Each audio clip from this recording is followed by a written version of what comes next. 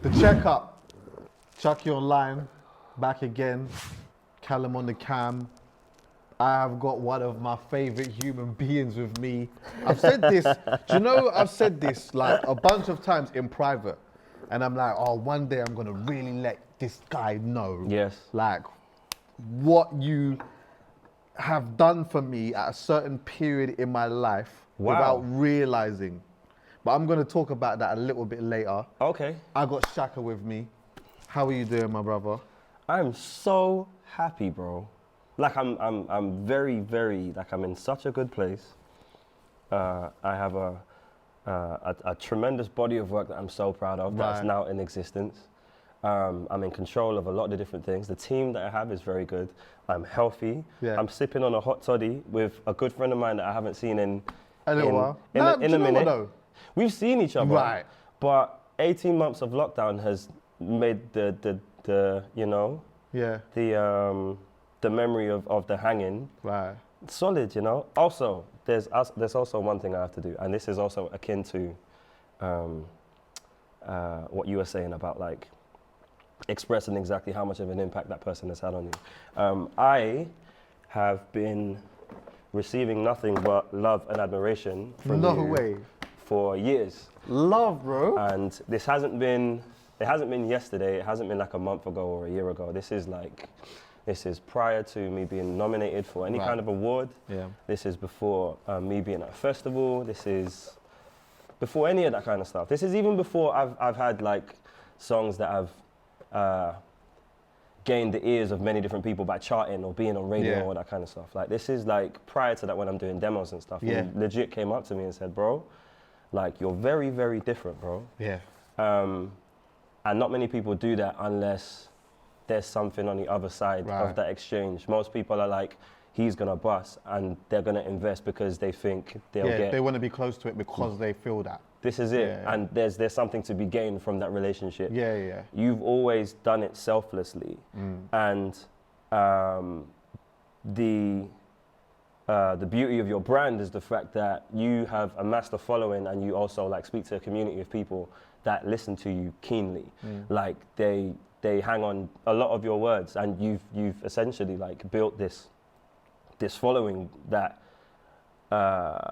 amass a bunch of people who think like you and sound like you and talk like you, and your word holds a lot of weight. So for you to have me here means a lot to me, and it also is just something I appreciate, really. And I knew we were meant to do it for a long time, and I knew that there was like some things that I wanted to talk about my career. Yeah. And you get it. Yeah. You know? Well, timing's everything, isn't it?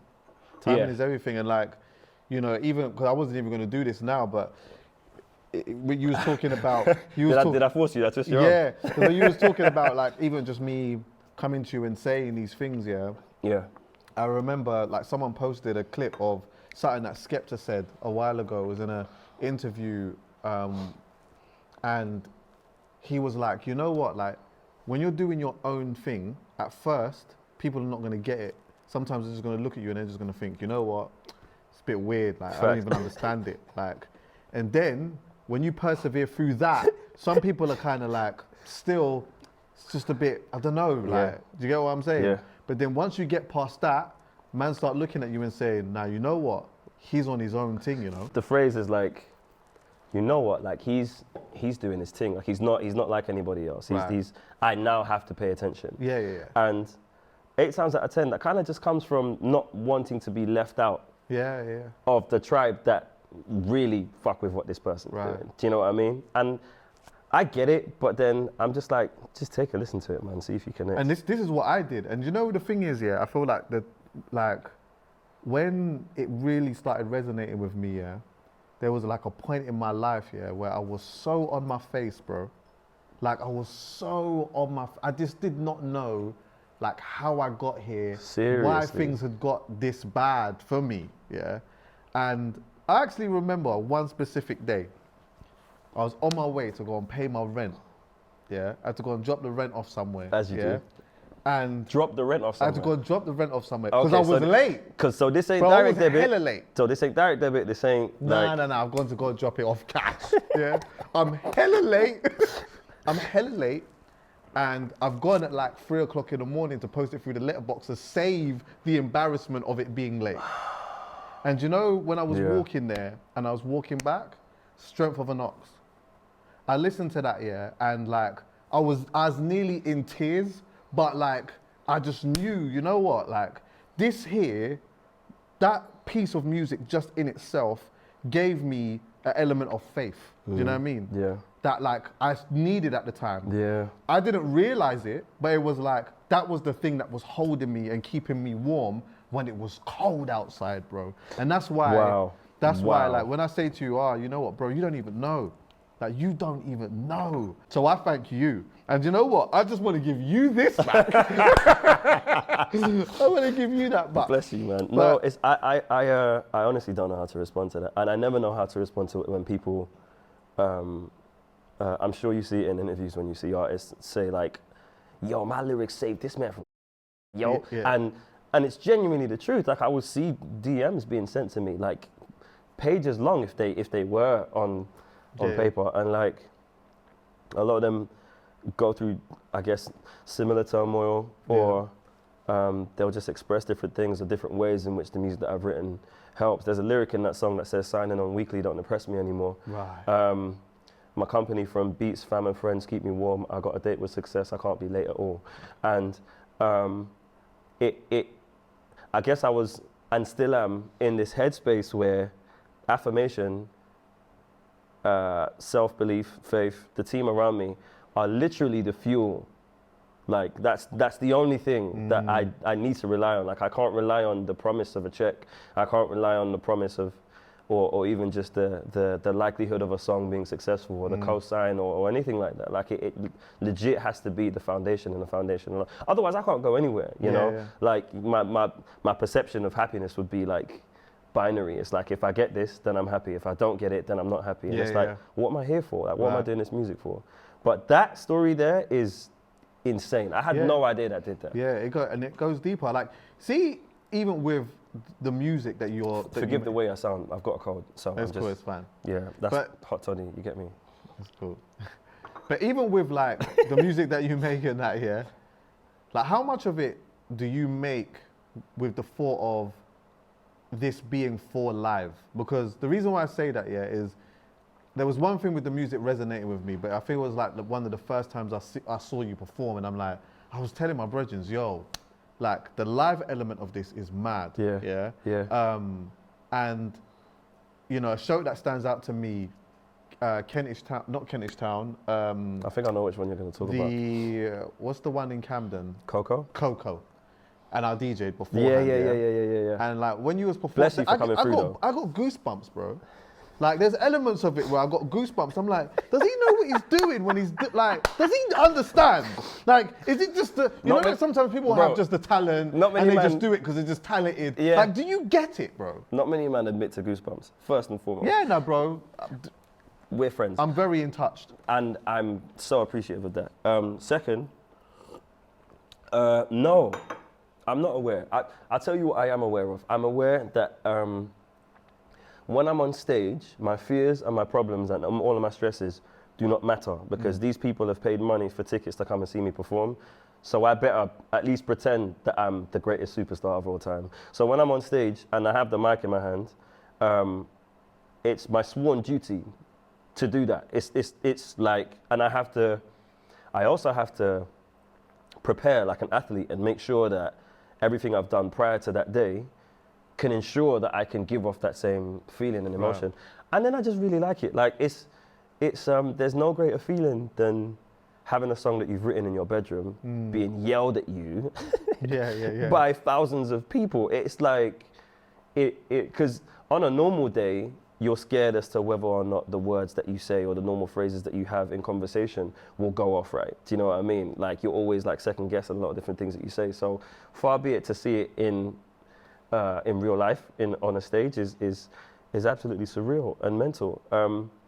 But yeah, in honesty, I feel the compliments, and I'll see people in tears at times in a crowd, and I'll be like, this is mad. But at the same time, I'll be like, this is all I've ever wanted.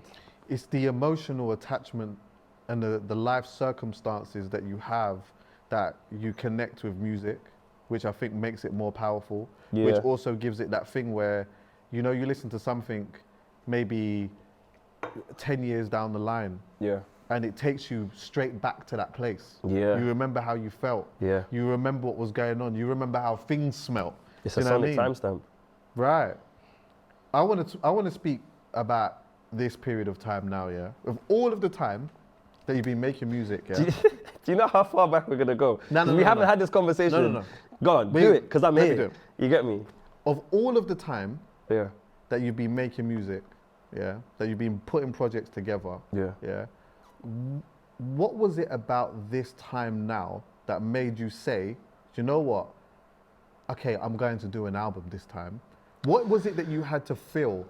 What was it that you had to experience? Like, what was it that was different about this time around that made you do this? It's a bunch of things, to be honest. I was sick and tired of people telling me, bro, this album's never gonna come out. Because I've been working on it for a while. Like it's an amalgamation of tons of different demos from like 2016, 2015 onwards. Like I'd go on live and I'd tell people exactly the same thing. Like a lot of these songs, Hunting I'd had since I was 2015. Like songs like Temptation I've had since 2018, 2017.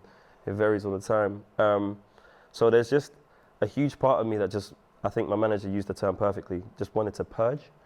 I legit just wanted to stop hoarding all of these songs that I would like gas myself over and then just give it to humans, like just share it to you guys, because the supporters have been waiting for so long, and they've been again so supportive of everything that I've done since like Foolishness, you know, and in my mind I'm like, this don't make no sense that I don't have a full-length project out there.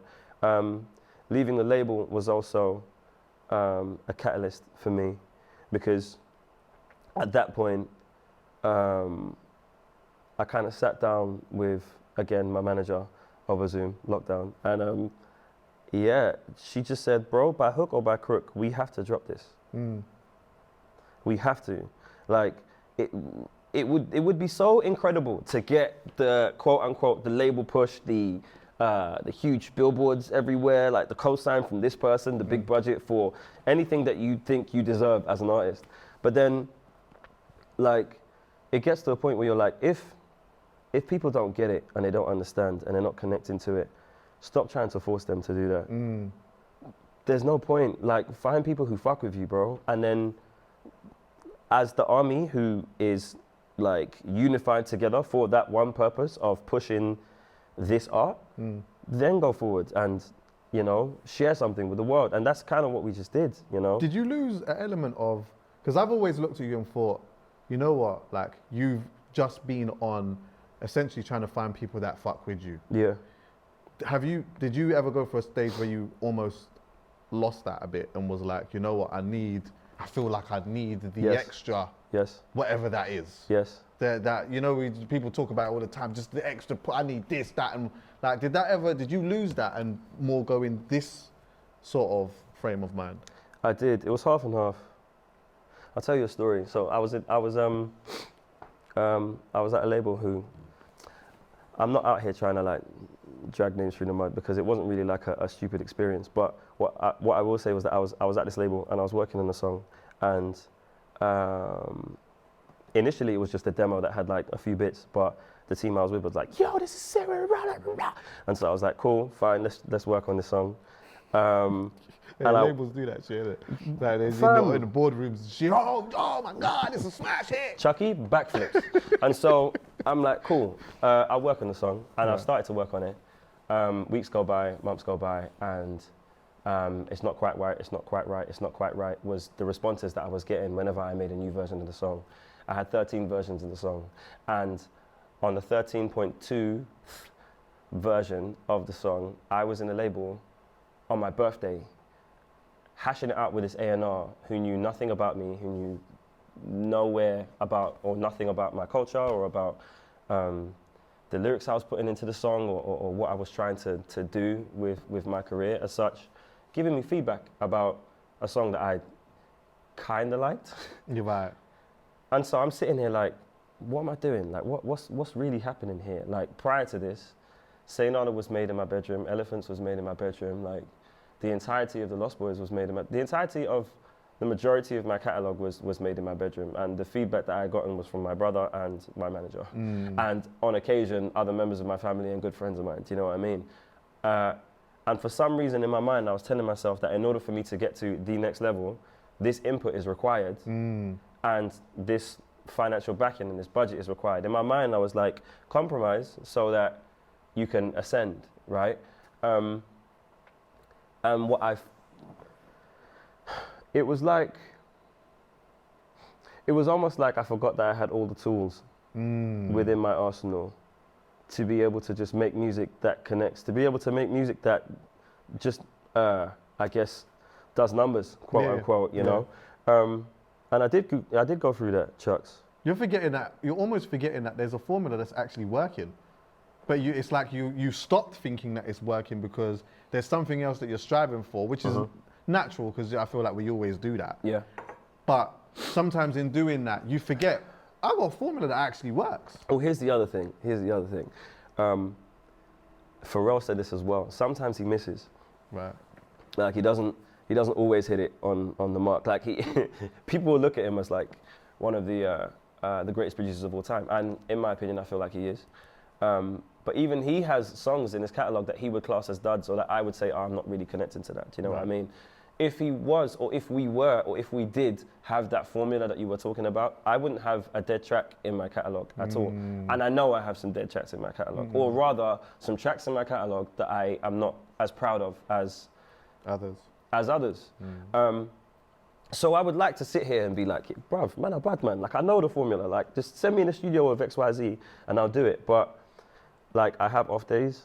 I haven't invested as much time in the studio as I would have liked to, you know, to sharpen a pen in the same way that Andre 3000 can unleash a 32 bar, or K-Dot can unleash a 32 bar. Like, and this could be perfectionism syndrome, you know, where I'm just sitting there thinking, I'm not good enough. But it's like, deep down inside, I'm just like, I knew where my weaknesses were, and sometimes I didn't hit the mark, you know? And I'm not gonna sit here and pretend that labels were holding me back or A&Rs were holding me back, but there were factors, you know? Like when you're sitting in a room and people are looking at you with blank faces when you play songs like Scuba Deep, you're like, am I in the right place here? Yeah.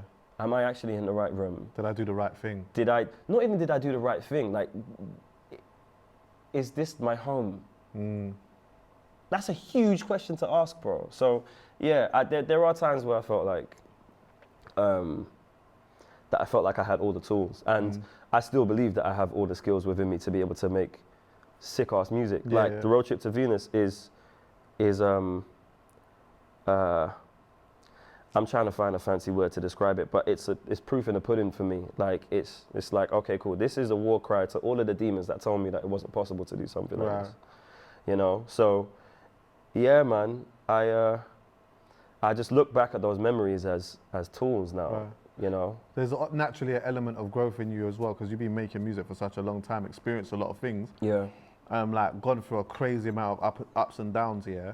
And then also, I guess, like, making this body of work and tying it to a purpose is an interesting thing. Like you said, there was something that I saw you say where you said, I want to make sure that the man them who see me as a role model can appreciate someone who doesn't fall into the line with hypermasculine blueprint expected of black males in this country. That's fucking right. Elaborate on that.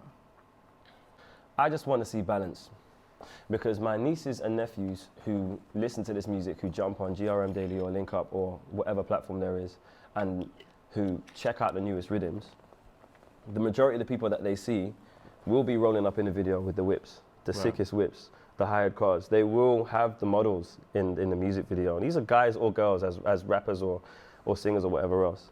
The outfits would be to the nines, and the ice would be like mental. They will be like the sickest jewelry that you've seen in your life. And my nieces and nephews will see this and see this as the blueprint. They'll see this as like the de facto way in which you have to express yourself, in which you have to exist, right? And bro, there's a spectrum. There's like a way in which a lot of us can be and exist. Like, this is one form of expression. Do you know what I mean? This isn't me sitting here saying that the people who are in those videos, or the people who are doing gorgeous genres like drill or grime or Afro swing, who do use those tools when they make those videos, this isn't me saying that it's bad or that it's wrong or that it's poisoning children's minds, because it's not. Like, there are many layers and reasons as to why people will seek those tools and use them in music videos. Like, a lot of it is aspiration, a lot of it is affirmation. Right. To be in a Lambo truck when before you were driving a Ford Fiesta, there's growth here. Do you know what I mean? Yeah. And there's something to be appreciated in that. Do you know what I mean? On the flip side of that now,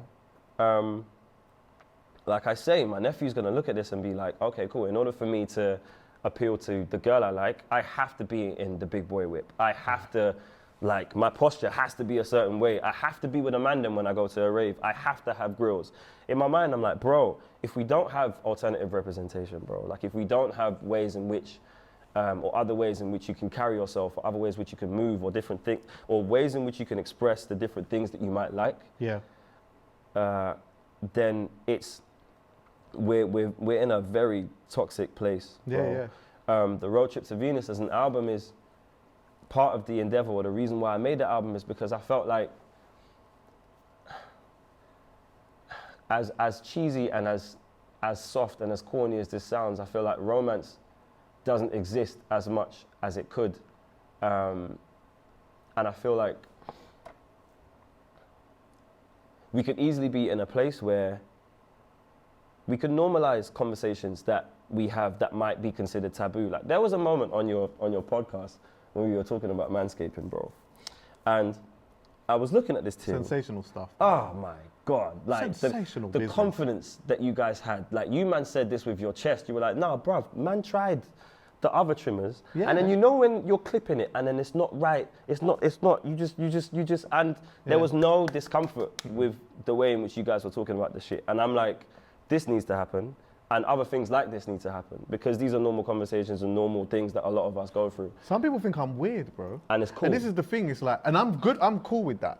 Because it's like, I'm so comfortable now in like where I'm at, what I'm feeling, like the things that I'm experiencing. It's not a problem for me to talk about it. Again, you know what? You might not get it, you might not understand it. Later on you might do, maybe you may not, innit? But for me, there's like an element of power in that for me. So I don't mind if I can find someone that is able to sit down with me and we can unpack these things together, I'm down for it. Listen, I made hella mistakes. We talk about this trimming balls thing. I used to use scissors, cuz. Nah, you're wilding. Yeah, I was on a scissors thing. I was out here hella patchy. I just wanted it down. I'm sitting here not knowing how to respond to you saying that you're using scissors. Oh yeah. And do you know what? Do you know what was so mad? Do you know how delicate of a location that is? Bro, do you know what's so mad? Do you know how I only knew that it was mad that I used scissors? Demlock's reaction. Because I said it cash. Demlock was like, oh yeah, I do this, I do that. I was like, yeah, I use scissors. Dan was like, scissors? I was like, yeah, bruv, I thought that was a wave. Bro, you're gonna make me fall off my chair. I thought that was the wave.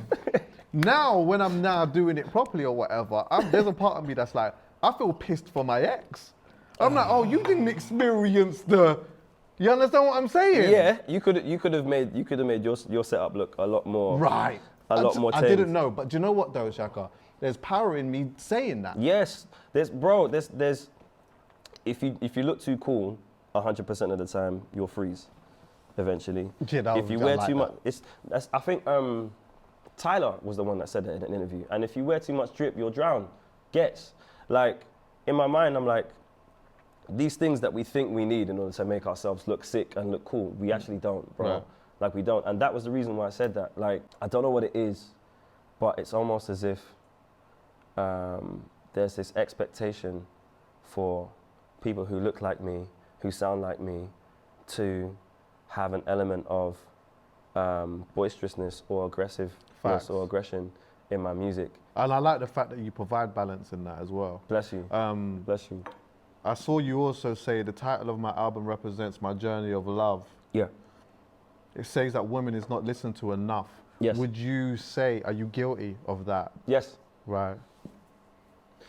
A road trip is a journey, and I use the term road trip to describe, or rather to symbolize, the fact that on every stop and at every location, I would pick up a gem, I would pick up a cheat code, I would pick up a lesson that I've learned along the way. You know, a lot of these songs that I've written are representative of my mind states or my mental state at that time, you know. And a day after that, 2 days after that, 3 days after that, I will be a new Shakka, and therefore I would have grown, and I would have looked at the previous Shakka and been like, rah, you were moving mad that day. Right. You kind of need to check yourself. Yeah. Hence why I put emphasis upon the road trip, you know.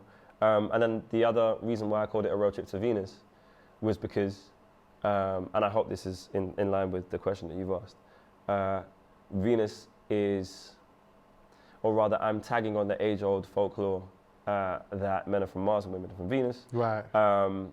And so I'm trying to imply that the home of love is in Venus, and all of my answers, all of the answers to my questions will be answered on that planet, you know. But that comes with dialogue, that comes with conversation, that comes with opening up and saying, yo, the way that I spoke to you last week, was that all right? Or when we were in an intimate location and we were doing things and I did this, was that okay? Right. Like, it's just conversation, it's just dialogue, it's just me trying to be honest and being like, yo, sometimes I fuck up, sometimes I don't. I would like to find out whether or not there's space for me to grow, or if there's room for me to grow. Are you good at putting your ego to the side when those things happen? Because, like, I like dialogue. Yeah. That's a very important thing for me. Yeah. But I also know that sometimes, even within myself, when I'm getting it, there's a part of me where I can feel my ego. I can feel it. It may not come out, but I can feel it. It's there. It's strongly. There, bubbling. And I've said this in songs in my previous projects as well. Like, I love my mum and dad to death. I love them to death. There was a lot of turmoil in the house when I was growing up as a kid. And they're at peace now, and they have a great relationship now. But around that time, there was a lot of incompatibilities that manifested itself in a lot of darkness at the house. And like I say, I've written about it in detail in my previous projects, but what that taught me was that there's just a lot of shit that just gets missed based on, I don't know, for example, you'll get heated up and you'll just say things based on your emotions and based on wanting to win the argument, not knowing that winning the argument means that your partner, the one who you want to see yourself with for the rest of your life, is losing in this argument.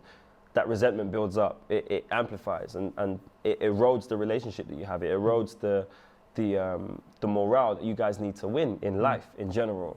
And I saw that and I was like, this is mad. Like, without communication and without knowing that I'm compatible with that partner, I can't go anywhere, bro. So since then, I kind of always been the person that wants to find not a happy medium, but tries to mediate the situation by talking about it, as opposed to getting vexed. If I can't do it, and I know I'm getting vexed, I'd rather just distance myself from the whole situation, because it can only get worse, you know. And I guess that's where it comes from. It wasn't fun being in that space, and this isn't to say I didn't have fun. Like, I have a whole song dedicated to my family on the album. So like it's but I can't lie and say that there weren't moments that felt like I didn't want to be in that house. Right. You know, and that came from seeing just incompatibilities, and also just a lack of the ability to be able to take a beat, take a pause, and just think about the other person, just for a second. So would you say that element of that, like what was happening at home, and some of the things that you experienced in in the first relationship that you're seeing? Because essentially that's what it is. It's the first relationship that you're seeing, yeah? Now when it's time for you dealing with women, there's an element of what you see that becomes your reality. Would you say that played a part? I've definitely had moments where, in my desire to seek and to satisfy my own sense of promiscuity or playing the field or doing what society or the big boy rhythms were telling me to do. In my endeavor of that, I was ignorant to some of the emotions that had been expressed to me by a partner that I was with at the time or whoever I was dating at the time. You know, I've definitely been in spaces where I've just been ignorant to a lot of the issues that might have been raised. You know, one thing I will say, and this could sound big-headed, but I feel like I have a keen sense of, or rather I constantly try to understand the other side. Right. I constantly try to understand the other side. Like I remember, like, and I would say this in other interviews as well, like growing up in school, like I never had the fly clothes, I never had the game, I never had a lot of all the tools that people would see as the sweet boy or as the alpha male. I could sing my ass off, but fam, like aside from that, it was it was anime and being able to play good music. And in that endeavor, or rather in knowing that that was who I was, I found out that I guess I had a lot of female friends, and we would speak on the phone a lot of times, and they would tell me a lot about their own stories and their own lives. And those would be the songs that I have in the future, you know, like the sex with friends is dangerous. Them kind of games weren't made for us. Like I've seen those stories. I've been in those stories myself. Or even just talking about your drug dealer brothers on a tempo. That's so wild. Your mum's throwing food out the window because the Fed's outside. Like that song in particular is talking about a woman who has seen that she has to be the support system for the entirety of her family. That was a real person back in school. And so like it listening gives me a wider perspective and also a more holistic approach to love, to relationships, to women, you know. I'm not perfect. Like I don't feel like I have the Bible to I guess maneuver in these situations. But yeah, man, it's still a journey, it's still a road trip, and I don't think I've arrived at Venus yet. I think Julie and a few other people were like, I got into Shakka's album and I'm listening to a certain song and it's on replay so much, I almost forgot that there was a whole body of work. And you know, it's funny because you referenced the lyric here, and that happened to me when your drug dealer brothers on a tempo, that's so wild. Your mom's throwing food out the window cause it feds outside. And the work shift brings so much stress you can't sleep at night. You might need to do months or so just to get your mind right. And I don't mind waiting. Said I don't mind waiting. Waiting on you. Yes, I don't mind waiting. Said I don't mind waiting.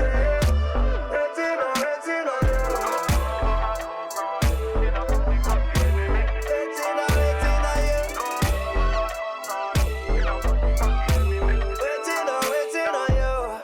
I like the fact that like even in itself is something that a part of it is, that's a real life thing. Yeah. And even the hook in itself, enough people can relate to that anyway, you know? Yeah, man. I just feel like I've seen a lot of black women in particular, and I say this because I have a lot of family members who have gone through some similar type of stress, either with their exes or with the socioeconomic situation with their families, or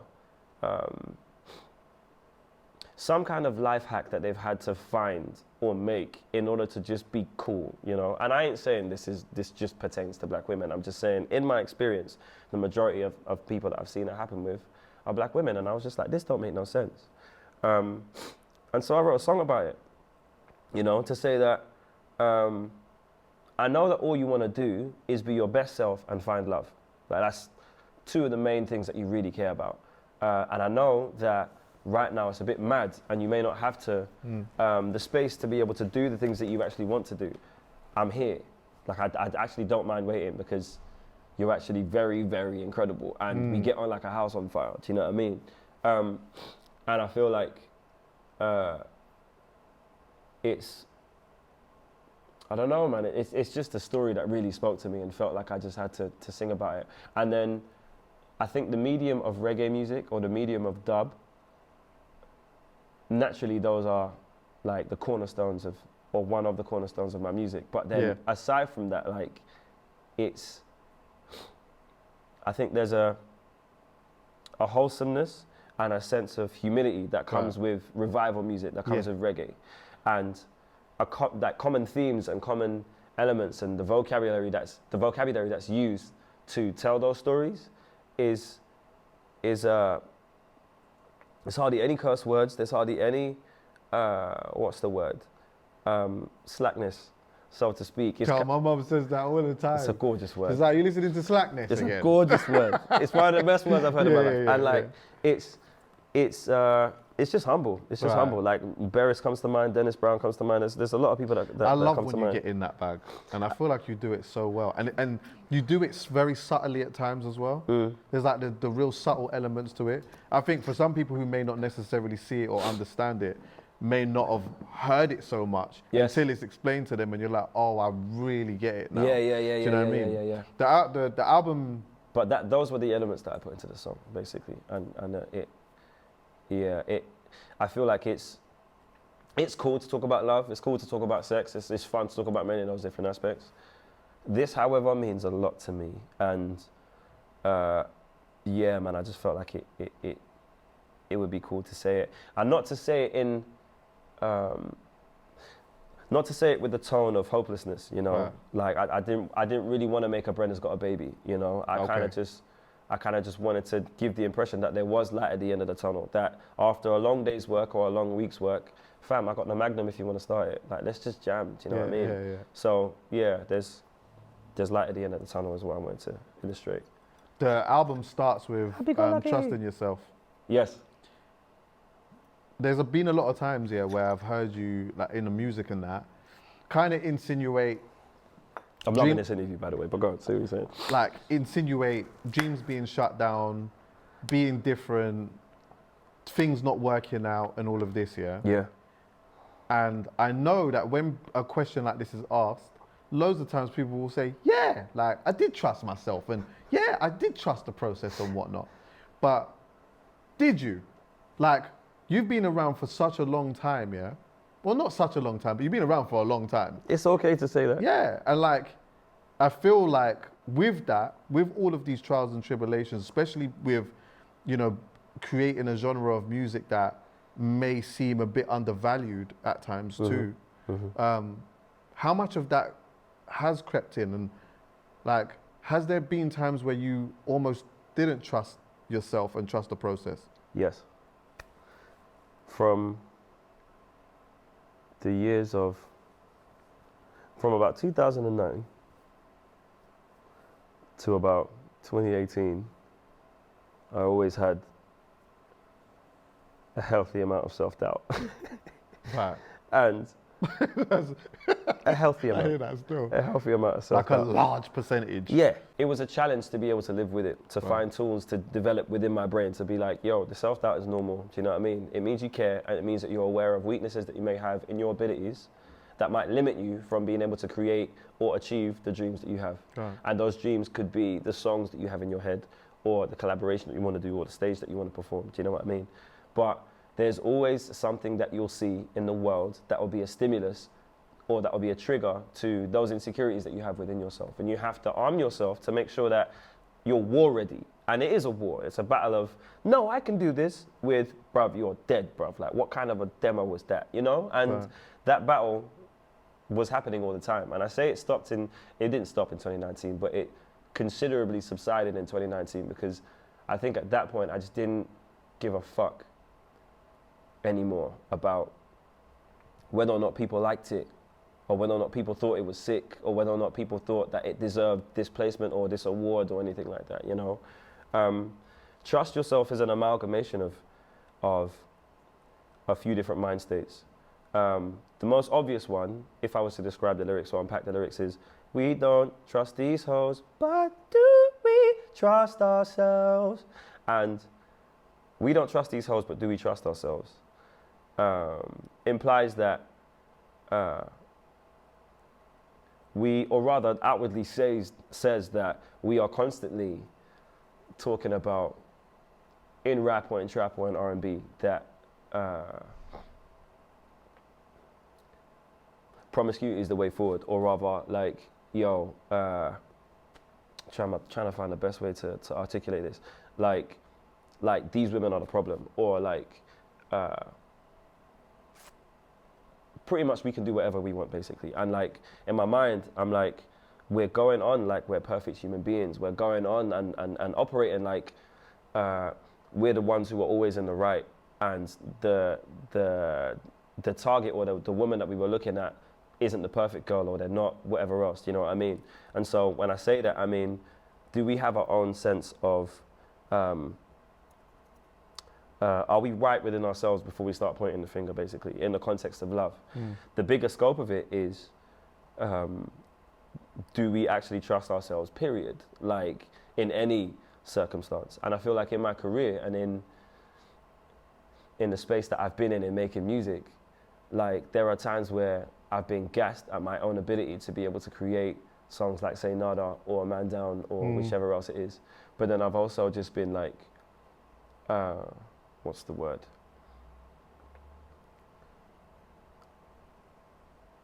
Self-deprecative. Right. Or I've been, I've just lacked the faith for me to be able to make songs like those, you know? Bro, how was you able to, this is quite a personal question. How was you able to survive? Because I think, yeah, like, it's one thing, yeah, cool, you can make music in your bedroom and stuff like that. And like, you get, you know, these moments here and there where things work out or whatnot. But ultimately, bills have to be paid. And it's difficult. Like, I even remember you talking about when you had your album launch party and you was like, right, at one point, I had a mad tax bill, and it was just mad for me, bro. This was in 2017. So I said this at the listening party. I just dropped The Island. And for those who don't know, The Island was meant to be The Lost Boys 2. And The Island had interludes that was essentially a continuation from The Lost Boys 2. The full version of The Lost Boys with the interludes exists on SoundCloud, so people can listen to it. I'm saying this for all the people who was always asking me where the sequel is and where it's coming out. But around that time period, I dropped it, and I'd gone through like spaces where I was in meeting rooms with people telling me that, the interludes are a bit too much to minimize skip rate and to make sure that it's easy for people to digest. Let's remove them and just have the bangers, you know? And in my mind, I'm like, you guys didn't sign me for me. You guys signed me to make a hit that you guys could sell. And that's cool, you know? That's the business. That's the business, you know? Like, they have to make money. They got shareholders who are like, yo, my return wasn't as big as last year. Like, you need to gut some of these artists and start bringing in some hit makers. Do you know what I mean? And as time went on, I was more and more aware of that. But as a guy in his mid to late 20s who just got told that this EP may not have done as well as the previous one, who's now flown to LA to write some more songs, and has seen this tax bill, bear in mind, this is like the first time that I've gone self-employed, you know? Right. And so I'm looking at this and I'm like, I've never had to prepare for stuff like this before, you know? And I'm scared. Like, in my mind, I'm like, is this EP gonna help me pay for it? Would I be able to get shows to be able to pay for this? Like, is my artistry good enough for me to live off of? And if it isn't, what am I actually doing here? And that thought, and I think a lot of other musicians would probably look at this and they might sympathize, they might not sympathize, but I know how I felt. Like, I was scared because in my mind I was like, I believe I'm good. I believe I can sing. I believe I've got bars. I believe I can perform. I believe that my songs connect to people so much so that they change their lives, or that they help, you know, bring some sense of fulfillment or some light at the end of whatever tunnel that they've been in for however long. I'd like to believe that my artistry helps humankind. Yet, here is this long sheet of paper telling me that, bruv, you ain't making that much money with your music. And fam, I don't care about this dream and that thing and whatnot. I don't care. This is what the thing is. HMRC's looking at me like, bruv, you owe me, innit? Like, shout me. You get me? Because, like, cool, say nada, la la la la la. Yeah, like that's all good, innit? Yeah, but hear what, bro? shout because this is. It has to be paid, bro. Right. And yeah, I was scared, and it affected everything that I wrote. When You Grow Up came from that. Hey little man, I hope you're proud of me. Tell your friends to say a stupid dream. Chicks will like you soon. It's no big thing. Friends will come beyond computer screens. And I've been working every day and night through pain and fights, trying to make this dream become your day job. We ain't spoken days and nights, but I'm feeling like I don't know if it's me you want to become, but I hope you like it when you grow up. Because I wasn't liking my grown-up version of myself at that time, Chucks. Like I wasn't proud of myself, you know. And it was hard to say because I was proud of my music. I was proud of the way in which the shows turned out. I was proud of how people looked at me when I received the Mobile Award or when I performed at the Mobiles or when someone told me that a record that I had at the time went silver or gold. Like, I was proud of myself, you know? And no one tells you that this can potentially happen. No one even prepares you for when that can actually happen, you know? Again, I'm not sitting here putting any onus on labels, but what I will say is that they have seen countless artists go in and out of that building. Countless artists go in and out of that building.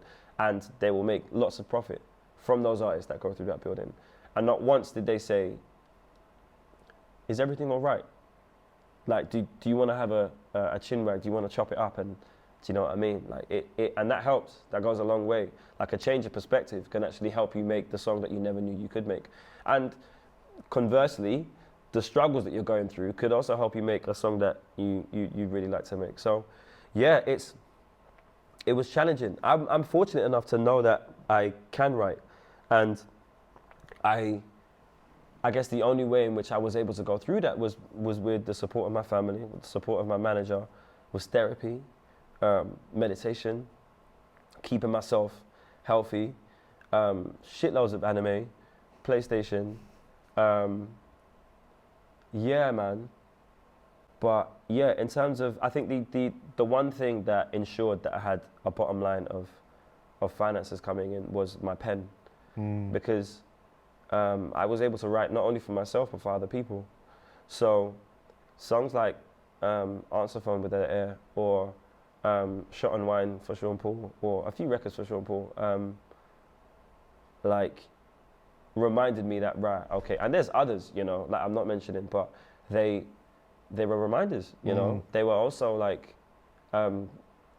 financial cushions that I could rest on to help me in those dark times. Even aside from that, like, I was on tour with the Basement Jacks for at least a couple of years. Yeah, I remember that. So, like, even when my songs weren't connecting as much, or people weren't, you know, gravitating towards it as much. You were still hustling, and you were still able to find a way to be able to be comfortable. And I had to. In darker times. I had to. Do you know what I mean? But bro, I hear you loud, bro. Hey little man, I hope you're proud of me. Tell your friends this ain't a stupid dream. Chicks will like you soon, it's no big thing. Friends will come beyond computer screens. And I've been working every day and night, pain and fights, trying to make your dream become your day job. We ain't spoken days and nights, and I'm feeling like I don't know if it's me you wanna become, but I hope you like it when you grow up. I hope it's everything you dreamed of. I hope you like it when you grow up. I hope it's something you could show off. And I don't wanna miss anything, so tell me if I've got it wrong. I just wanna keep your hopes as high as what you're dreaming of. I hope you like it when you grow up. I hope it's something you can show off. I mean, it might not have been something at the time when you were a kid thinking, oh, you know, by this time I'm gonna have this and I'm gonna do that and I'm gonna, you know. Yeah. You go through all of this, a period where you're thinking, right, I didn't expect it to be this way. Yeah. But then sometimes you come through the other side and you're like, you know what? Like, I'm kind of proud of like where I've actually got to. Bro. And I think it's a powerful thing to say, you know what, I'm not sure if it was what you dreamed of. Yes. But I hope that you're proud of it. Yes, yes. I'm quite legit talking to myself. I mean, the song was written for a 5-year-old version of myself, first and foremost. But then I am quite legit trying to, like, just remind myself that, bro, like, irrespective of whether or not it's the names in lights or whether or not you're selling out Madison Square Garden, you literally have people who are telling you that your words change their lives, you know?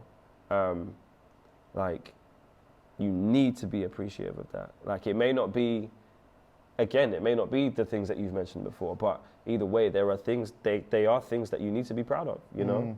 Like, you're not a doctor, but you saved lives. Like, that's mad. Bro. Right. Yeah, that's deep. On the other side, the one thing that I do like is... I trade my Oyster card for a black Mercedes Benz. Our parents never have to work again.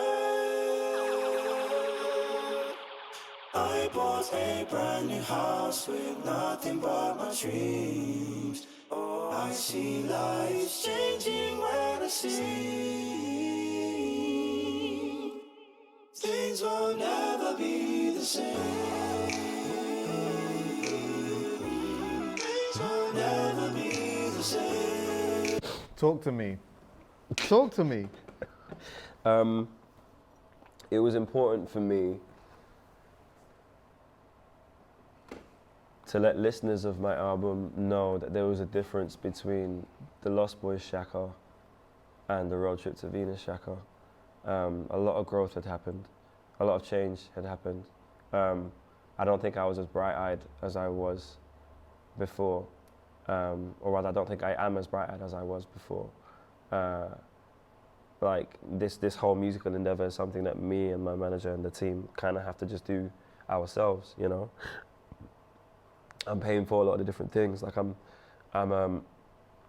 sourcing creative direction. I'm sourcing different photographers and artistic guys and stylists and different people to work with. Like, this isn't a project manager's role anymore. This isn't like some member of the label who said, okay, cool, we're gonna find these and put them together. Like, we're all doing this ourselves. Like, I'm paying for this myself.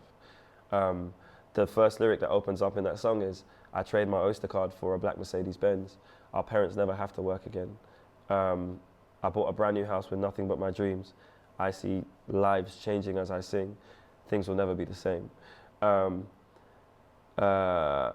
This is different to when I was signing on in 2013. Right. Like, this is different to when I would resort to alcohol and partying if a girl broke up with me in Saynada. Like, this is quite literally me having to tap into the alpha male within me in order to survive, in order to stand on my own 2 feet. Because if I don't, then I'll crumble and fall, bro. And I just needed moments in the album that kind of communicated that this is a different headspace that I'm in, you know? Like, it's so important. There's a reason why I'm in the mountains of the Lake District on top of a black convertible BMW next to a gorgeous backdrop of a lake, and it's because we wanted to try and encapsulate, first off, that this isn't a fad, that this isn't a wave. Like, I'm not with any crew or any sounds that you think should subscribe to me. Like, this is me, this is just Shakka, first and foremost. And then secondly, that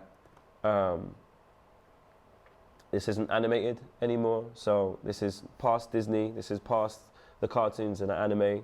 This is real life, you know. The dream is still there, like the fantasy is still there, like the sense of imagination is still there. Do you know what I mean? Yeah. But there's also a lot of growth, you know, and I kind of wanted to have those little tools to kind of mark that.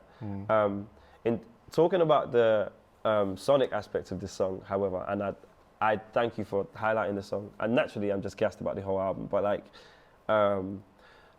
Boyz II Men was some form of an influence to me, but then I also purposefully took some time out to study exactly what they did, because it wasn't normal, you know? Like, they took gospel and cool R&B and slapped it together. And I think Jodeci was the only other group that were able to do that too. Right. And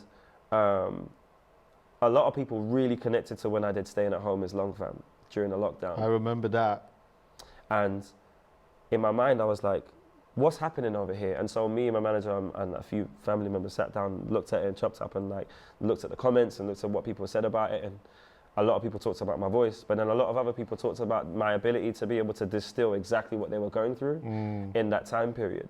And I kind of just wanted to have a moment where not only could I, capture that essence again, but then I also just wanted to flex for a bit, Chucks. Right. Like, yeah, because you're very humble. Yeah. And maybe you're humble because you've had to be humble. Yeah. And maybe you're humble because when you might have gone for such a period of time of not having it, that when you have it, there's that part of like, it could go. And I remember what it's like when I didn't have it. Yeah. So let me just calm. Right. But I think it's okay to be able to turn around and say, you know what, now hold on 1 minute. Let me just flex. Right. And the ending lyric says, don't compare me to Elaine. Baby, we are not the same. Because we're not, Chucks. Like, I love that. We're not. Like, there's, and I'm not out here sitting there being like, you man Forget can't do this. The disclaimer thing. But genuinely, like in my mind, I'm like, there's a lot more to my artistic offering than Man Down. Right. And I'm not trying to say that Man Down's a dead song. I'm so proud of that song. This is just me sitting here saying, like, it's a huge road trip, bro, and there's many stops along the way, and this is one of them. There was something that Deneo said that I don't think I could pull it as perfectly as how he said it, but it was him saying that no matter where you are, no matter what you do, what stage that you're at, whatever it may be, yeah, a Shakka fan can always be happy at the fact that you're always going to be you. We're always going to hear that sound. And it comes in different forms, but it's like, it's always something that you are always able to implement in pretty much everything that you do. Could you talk about that? And I only say that because people might compliment you and say, oh, you're so this and you're so that. Right. And because you're so accustomed to yourself, you may not notice it as much. I don't know if you get that same element. I can give you a prime example, yeah? So... And it sounds like I'm fishing for compliments, I just want to learn. I remember I was doing some shows with an artist called Jay Prince. Hard. Right? And I remember doing a sound check, yeah, and we played this one rhythm. And instantly I was like, this is Shakka. What song was it? It was Why You Wanna Be Man Dem. Oh yeah. Big rhythm. I'm not gonna play it now because we won't be able to get clearance on it. Honorable shout out to Jay. But like, I listened to it and I'm like, it's, no matter what, it just has you. There's something about it that just has you stamped over it, yeah? And I think it's just a sonic thing that, I don't know if you go into I don't even know if you particularly go into a studio thinking to yourself, do you know what, like I have a distinctive sound or whatever, because you don't particularly have one. You're quite eclectic in the music that you make, yeah? But sonically, there's something that always just feels you, no matter what. I'll give you 2 examples, just even on the album, yeah? She don't wanna be walk, all she want is go for straight. Even this, even if you gave this tune to someone else and they sang it, I would know this has him. She don't want no talk, cause she want it the right way. Baby, life be bigger than your IG.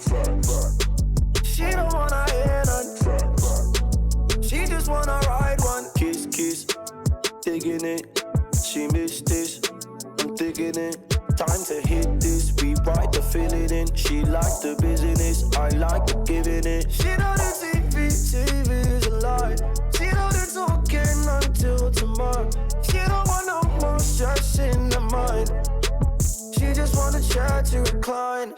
one for the road, the road. She want one for the road, the road. Give her one for the road, give her one for the road. I remember when you did the premiere of this, yeah?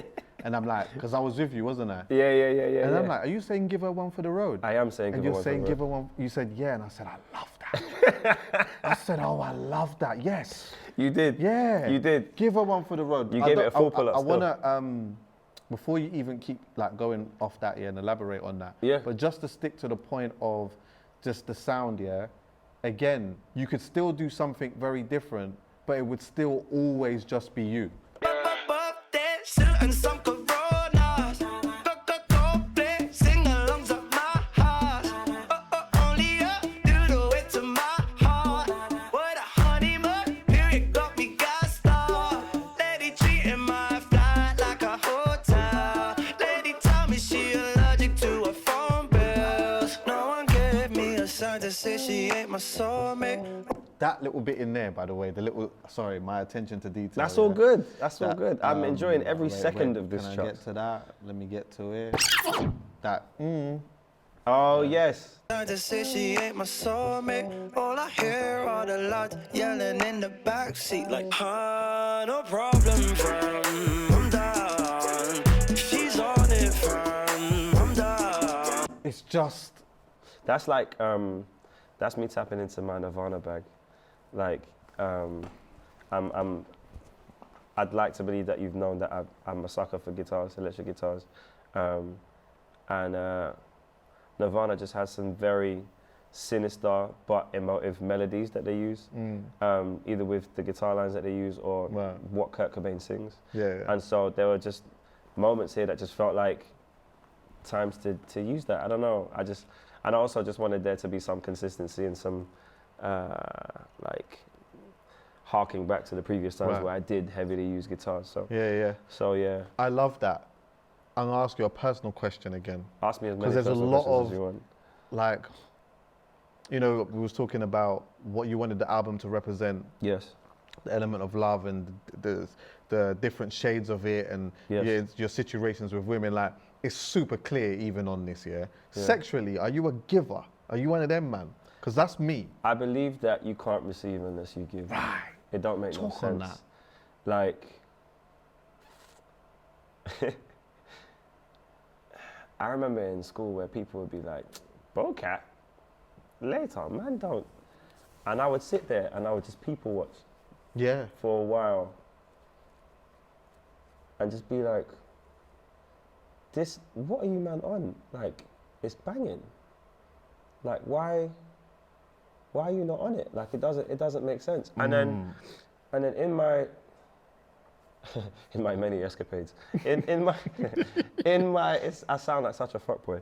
I give a lot, bro. Chucks. I give a lot, and if you don't, it just doesn't make sense. You can't expect for there to be equivalent exchange. And then the other thing is, sex is so much better when you give. Right. Like, it's a million times better, bro.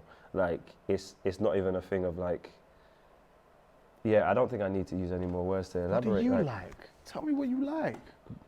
Tell me what you like. You know, it's funny, you were talking about... It gets deeper when you ask her, tell me where you want me. Oh, you fucking guy. I think I fucked up. I think I gave the world a gem. I'm really sorry about that. I'm sorry, but yeah. Fucking guy. Yeah, it's deep. Outside, like, obviously, it's deep, from my heritage and whatnot, I'm listening to Uncle Sizzler saying a couple of things and that, yeah. And I'm respecting Uncle Sizzler. What a couple of things I'm respecting Uncle Sizzler, innit? Because this is what he's saying, oh, we don't do this and that and whatnot. And that's okay. But that's okay. I experienced a different dynamic. And I loved it. Welcome and to I the said, club, man. why? It's a good place to be. I'm like, but what's going on? And see when you go from the stage of just trying to get your relief off. Yeah. Because you have that, innit? Yeah. And you still might even get that occasionally, just the relief off. Yeah. But once you get past that bit and it's like, hold on, wait 1 second. This isn't just about me, this is about both of us Even here. that perspective, like in your mind, you're thinking you're going to that space because you want relief. Yes. Like, that is your main, and cool, I get it. Do you know what I mean? Like, it even in your 20s or in your 30s or however old you are, like, okay, like, and this is this is essentially the law of the booty call. Like, you kind of both know what this thing is, and she might call you or you might call her and be like, where are you, or what's the deal, let me just pull up. That's like, cool, it's consent. You guys are more than aware of exactly what the thing is. But like, beyond that now, not even just on a linking thing, just on like a dating thing or even being with someone, you're just like, fam, if I'm gonna get the best out of this, I have to be on point. And part of being on point is just like being Santa Claus, bro. Like, you have to come in bearing gifts. And if you're not, then you can't expect to get presents back. Like, it just doesn't make any sense. It does still. Every time you link her, it has to be Christmas. And if it's not, then it's just, it's dead. Gotta be Christmas. You're welcome. Yeah. Oh, I love it. Bro, I love the dynamics in which you go, like, you delve in and out of that on the album. I feel like it's a well-balanced, not just the project, but I feel like it's a balanced side of you as well, from a fan point. Just hearing where you're, either what you've experienced or where your mind's at or where musically you're at. Yeah. I think people who are just jumping on board, especially if they end up going to a live show, they're gonna really understand elements of this even more. Yeah. I want to almost wrap this up by asking you, like, well, a couple of things. At this point now, with having this out and with sharing a part of you, like, what do you do it for now?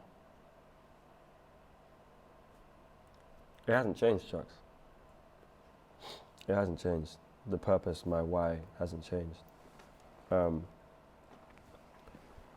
people always look at me and think that I'm being moist for saying this, but I didn't see people like me who were geeked out, who would mention anime in the songs, who would talk about signing on, or would talk about domestics in the way in which I talked about it, you know. And again, I'm not saying I'm the first to do it, I'm just saying I just didn't really see people like me being that vulnerable and being that open about it. I want to see more, and I want to help provide balance, and I want to make sure that people who, just like my nieces and nephews that I mentioned, bro, like, they need to know that their own blueprint that they naturally have, the way in which they're raised, that it's okay to be themselves and win at being themselves, you know? Like, with the...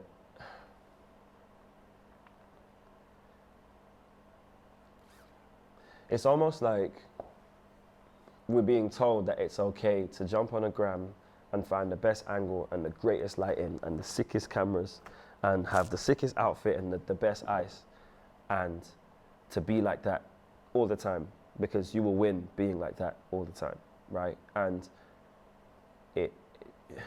having to keep up a lie is unhealthy for you, and it's unhealthy for other people, right? And in my mind, I'm like, we need to know that it's okay to just be, to just exist. Like, to not have to adhere to any blueprint that exists. And there are many blueprints that exist for women, even going as even more granular than that for black women, for white women, or for black men, or for white men. Like, there's a blueprint, there's some kind of a format that we're expected to adhere to. And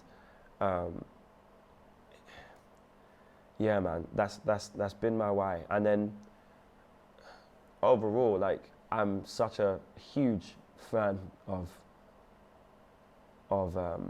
I'm a huge fan of black music. A huge fan of black music, from Soul to Soul, to Seal, to Skep, to Tawia, Ray Black, Mahalia, myself, naturally, Jacob Banks, Angel. The list could go on, and I'm a huge fan of where we were and a huge fan of where we are now. And it's that passion to make sure that we level up and we do nothing but make future music that drives me. Like, right. If I get nominated or if I don't get nominated, then that's fine. Like, to this date, like, magazines and newspapers haven't reviewed my album. Okay. Like to this day, and I'm cool with that, bro. Like it would be nice, but I'm constantly reminded at the fact that, like, yo, you didn't say that you wanted to be in music because you wanted to get 5 stars from The Independent. Like, it would be sick, but that's purely for bragging rights from my mum, for when she goes and meets her sisters and says, and carries Shaq, the you paper doing with well, her. you know, like, yeah, she carries the paper with her in her bag. You know what I mean? Yeah. Just in case you wanted to make a side remark at me, just know that my children are doing well. Like, that's the only purpose and the only reason as to why I would want it. But like I say, like my purpose has been the same, is to allow people who look like me and who sound like me and who feel like they don't fit to feel like they don't need to fit, that they can just exist and be their best self. There's so much conversation about R&B music in the country and whatever, and I get bored of it. One of the reasons why I get bored of it is because I'm like, at the stage I'm at now, I'm like, I want to celebrate greatness, yeah? And I feel like there's so much good music out there at the moment. If you're not aware of it, you're going to be aware of it at one point, but you're going to end up jumping on it pretty late. Yeah. And that's fine, because that's just how it goes. I went just recently to a show, Children of Zeus, yeah? And they was at Brixton Electric. And they're from Manchester. Now let me explain this to you, bro. I can't normalize these dons all the way up there, coming all the way down here, selling at Brixton Electric with that style of music. I can't normalize so much you doing Shepherd's Bush Empire, Coco, and these venues, yeah, and you're not necessarily getting accolades from them over there. But at the time that they decide to do it, then by then it's already gone. If you are not necessarily privy to it, then you're just not paying the attention that you should be. And it is what it is. And it just is what it is. It just is what it is. Like I've never. There's so many examples of it. What happens is now is you can't control what they do. Yeah. You can only control what you do. Obviously not to try and make an essay out of this thing, but the main reason why I'm so happy in this space is that we finally fucking did it, bro. Like it could stress you out, the concept of, oh, we have to shoot these videos, or oh, we have to pay these producers, or oh, we need to do this show, or we need to prepare this, or it could dawn on you that this might be a little bit too much for you to be able to deal with. But once you realize that you can do it, bro, no one can tell you shit, bro. Like, you're now in a space where you're practically Thanos from Marvel, bro. Like, you have the gauntlet, you have all the rings, you have all the powers, you have all the skills within you in order to be able to do it. And at one point, I told myself that if I wasn't with the team, if I wasn't with the label, or if I didn't have the help or the financial backing of like whoever else, and other people might be in a situation where they don't have the P to be able to do it. So this isn't any slight to them. But at one point, I told myself that if I didn't have them, I wouldn't have this album.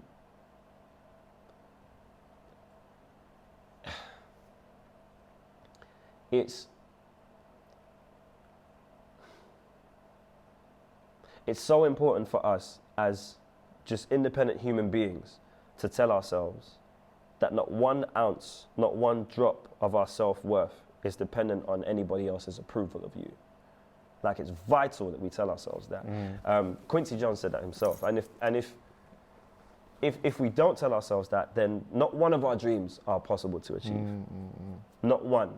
It has to come from here. You have to be gassed to a different level in order to get to that point, in order to see yourself through that target. Blood, sweat, tears, whatever you need to shed, like, it has to happen. But yeah, man, this is the most alive that I've been in my life. And this moment here culminates that. Like, that moe that I got for you, like, I didn't get it as a joke. Like, for me, it was like you and Julie and Boy Better Know and the radio stations that have played me and the people who have nominated me for awards and have told me that I was sick. Like, there's a lot of well-wishing that has got me to this point. My manager riding for me has got me to this point. My family telling me that I can get through it has got me to this point. So, yeah, man, I'm happy that Road Trip to Venus is out, and I'm happy I'm still here making banging music. I love that for you, bro. And I want to close it by saying that I use you as an example a lot of the time of an artist that has a fan base of people, which you call a tribe. That's right. That come together at times to support you when you have shows and stuff like that, and they show out when you drop music and whatever, and they rep for you super hard. But even irrespective of that, there's a lot of people that are rooting for you.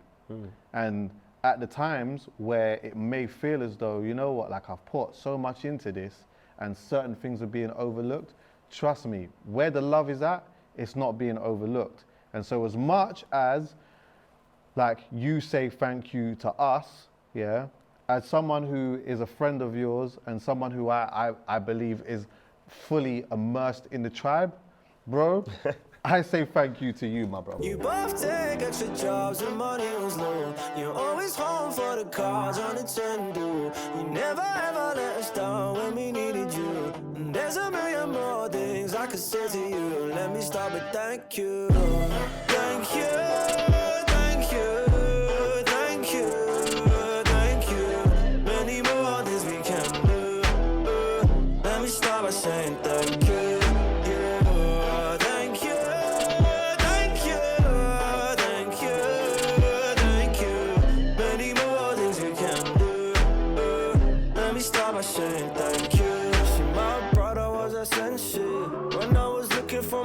Help me find it. Don't hold your my G.